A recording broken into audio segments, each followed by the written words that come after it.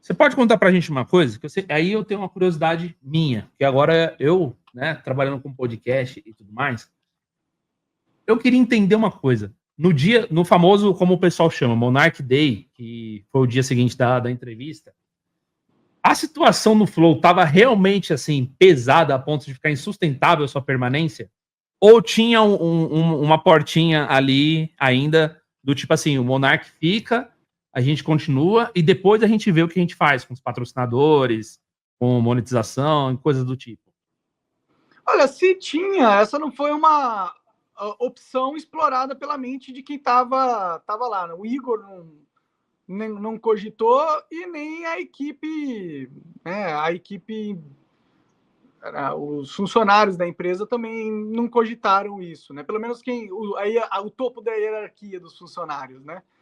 Então, poderia ter sido 1 milhão de coisas, entendeu? Se a sociedade brasileira tivesse um entendimento de liberdade de expressão, respeitasse esse princípio e não achasse que o governo tem que mandar no que a gente fala, se todo mundo tivesse se unido naquele momento e falasse não, né, e me defendesse, eu acho que o resultado poderia ter sido muito diferente. Mas a gente não vive nesse mundo, entendeu?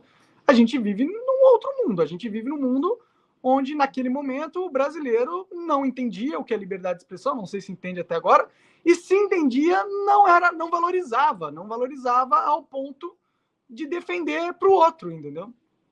Não, mas eu tô querendo ser uma coisa mais específica. Porque, por exemplo, vamos supor assim que o canal seja desmonetizado, certo? Como foi o Flow. O Flow foi desmonetizado. Perdeu a monetização. Perdeu o patrocínio.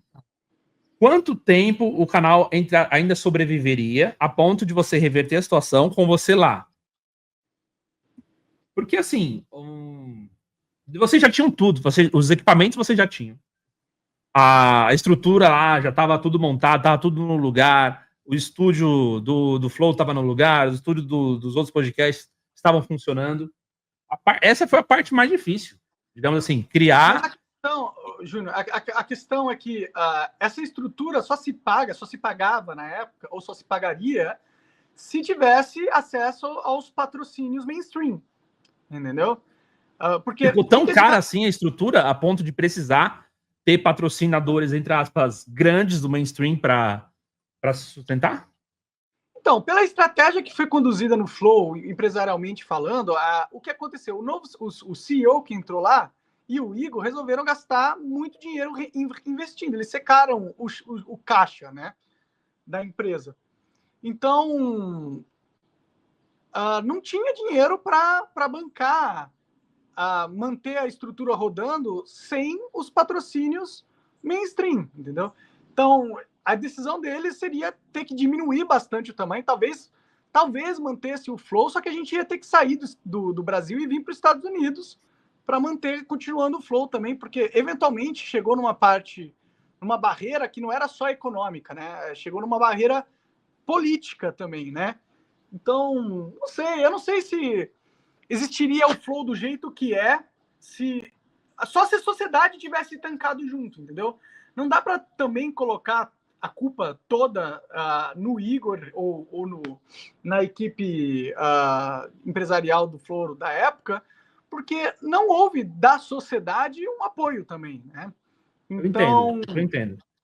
Então, tipo, todos eles, toda a comunidade midiática brasileira da internet foi conivente com a censura naquele momento, entendeu? Então eu não acho que eles podem também cobrar muita coisa do Igor, não. A única coisa que quem pode cobrar sou eu, né? Porque tanquei tudo que aconteceu, tá ligado? Sim.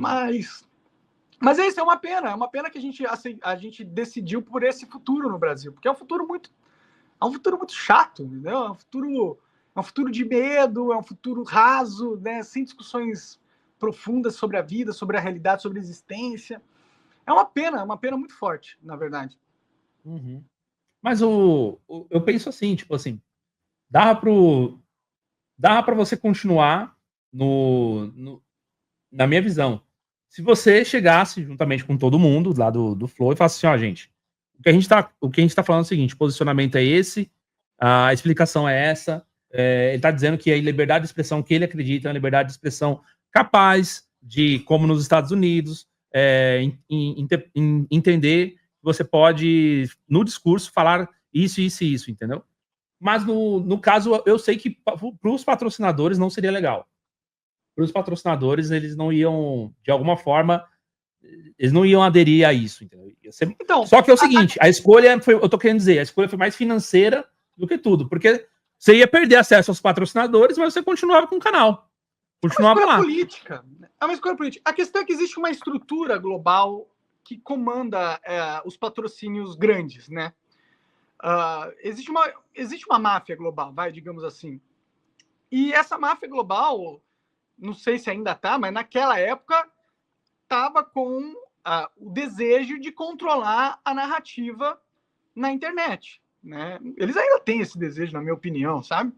Por isso que eles brigam tanto com o Estado. O Estado quer controlar a narrativa, só que o ambiente global também quer controlar a narrativa, né?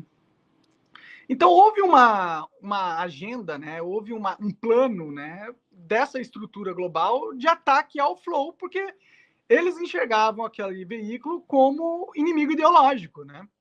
Então, eu imagino que isso tenha sido muito coordenado, tanto os cancelamentos, tanto como o CEO que entrou lá, eu acho que ele já entrou lá, conversado com essa estrutura globalista, com um plano para fazer o que aconteceu no Flow comigo, entendeu? Eu acho que o Igor aceitou esse plano, eu acho que ele era conivente, entendeu? Tipo assim, aceitou que aí agora ele ia ficar, digamos, por cima, né? Tipo, agora, depois que ele criou, ele se estabelece ali com o podcast, e aí agora é mais gerenciar mesmo ali, sem cometer nenhum grande ato, sem correr nenhum grande risco. Exatamente, acho que isso foi o acordo que eles fizeram com o Igor. Falaram, Igor, nós vamos entrar, nós vamos preparar o terreno, vamos tirar o Monark e dar na tua mão em troca. Você vai ter que só, fazer, apresentar, ficar curtindo, a gente cuida do dinheiro, a gente cuida da estrutura empresarial, você não vai ter que fazer nada. E eu acho que é o que tá rolando, entendeu? O Igor apresenta o Flow Podcast, segue as regras dos caras lá, faz o que eles mandam, em troca ele ganha um conforto, uma segurança e um status no mainstream. Eu acho que esse foi o acordo desde o começo, né? Eu não sabia desse acordo, né? Então, fui manipulado, né? Mas aí, se você tá falando de um suposto acordo, isso daí é coisa de gente bem maquiavélica. Bem maquiavélico mesmo. Esse mundo é maquiavélico pra cacete, cara. Isso, se tem uma coisa... Nesse mundo é maldade. Tem muita maldade no mundo, infelizmente. Eu não cheguei a conhecer, né, nenhum dos dois, nem o CEO, nem o próprio Igor. Mas, vez ou outra, chega para mim um pessoal tipo, que já trabalhou no Flow, mandando currículo, pedindo emprego, entendeu? E aí eu fico pensando, pô, o pessoal tirou o Monark para não demitir ninguém e agora estão demitindo uma galera aí. Tirou o Monark para não demitir ninguém é mentira. Tirou o Monark porque atrapalhava. Politicamente não era interessante. Era isso, no fim é isso, cara. Existe toda uma coordenação política no mundo, né? Esse mundo não é livre, leve e solto, entendeu? Ele é todo coordenado, pô, mundialmente falando. Porra. Agora o fato é, esse negócio é tão louco que... Quanto tempo faz isso mesmo? 2 anos e meio? Que eu saí do Flow? Foi em 2022, no comecinho, né?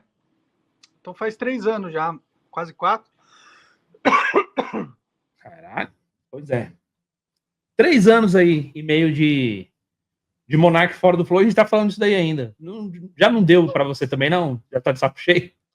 Olha, a gente vai continuar falando de liberdade de expressão enquanto vocês se importarem em não serem escravos, né? Eu acho que essa pauta, esse assunto, vai continuar em voga. E por eu ter sido um personagem que acabou levantando uma bandeira forte nesse sentido, e muito do que eu sofri e venho sofrendo, né? Eu venho sofrendo bastante ostracismo, né?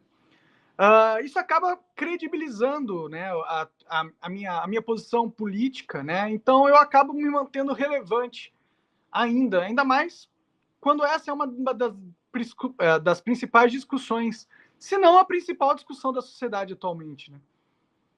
Uhum. Como você falou, só o fato de você estar sendo citado depois de tanto tempo, e mesmo depois de perder rede social, perder canal, etc., as pessoas ainda param para ouvir o Monark de alguma forma, significa que você está relevante ainda. E que se você continua relevante, você continua incomodando, né? Eu sinto que pelo menos alguma coisa eu estou fazendo, entendeu? Se ainda estão conversando, ainda estão discutindo o que eu fiz, significa que teve algum impacto que perdura.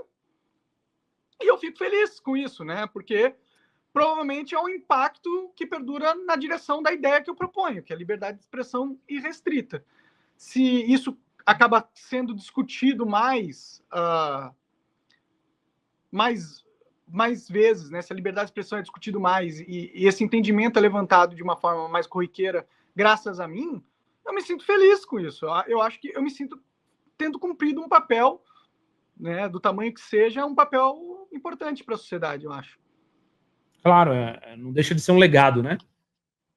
Por exemplo, só o fato de ter podcasts pra caramba hoje no Brasil, isso é um legado do Monark. O fato de alguns podcasts ainda se posicionarem e falarem a respeito do tema liberdade de expressão, mais um legado que quem começou isso daí, querendo ou não, foi você. Não tem como negar. Não, eu me sinto feliz. Eu sinto que a minha vida não foi um desperdício, entendeu? Que eu usei o tempo e a minha capacidade decisória para fazer alguma coisa que é positiva para todo mundo, entendeu? Eu espero que seja. Não é garantido, né? Pelo menos agora parece que inclusive a gente está perdendo, né? Que a gente vai não é garantido que a gente vai conseguir manter a nossa liberdade de expressão ou recuperar, né? Porque manter a gente já perdeu. Mas tipo, no mínimo eu falei que eu morri, eu vivi dizendo que o caminho era esse, a gente ter liberdade de expressão irrestrita, entendeu? E finquei essa bandeira aqui nessa terra e tá lá, as pessoas podem olhar, né? E paguei um preço alto por isso, mas é o preço que você tem que pagar para manter os seus princípios hoje em dia, né? Infelizmente. Ó, o Conras Brabo. A sociedade aceita o comunismo mesmo com milhões de vítimas, mas pune brutalmente qualquer debate sobre o nazismo. Isso mostra nossa incoerência moral, hipocrisia histórica e desprezo real pela liberdade de expressão. O pessoal, que o comunismo é aceito, isso é fato, né? Mas o comunismo é uma ideologia que, na minha opinião, é prejudicial pra caramba também. Vem com várias distorções mentais que eu não acho que é positivo as pessoas terem em mente. E é plenamente aceito de ser discutido, né?